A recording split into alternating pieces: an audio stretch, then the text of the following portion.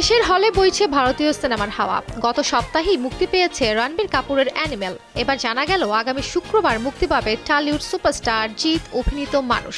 Action cut এন্টারটেইনমেন্টের কর্ণধার নির্মাতা অনন্য মামুন জানান, মন্ত্রণালয় থেকে সিনেমাটি মুক্তির অনুমতি পেয়েছেন তারা। সেন্সর বোর্ডে জমা দেওয়া হবে আজ। সব ঠিক থাকলে শুক্রবার থেকে বাংলাদেশের দর্শক হলে বসে দেখতে পারবেন সিনেমাটি।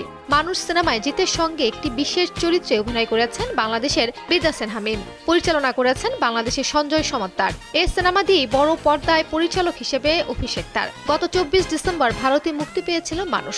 সে সময় সিনেমাটি বাংলাদেশে মুক্তি দিতে চেয়েছিল বাংলাদেশের জাজ মাল্টিমিডিয়া। শেষ পর্যন্ত মানুষ তা আমদানি করছে অ্যাকশন কাট এন্টারটেইনমেন্ট।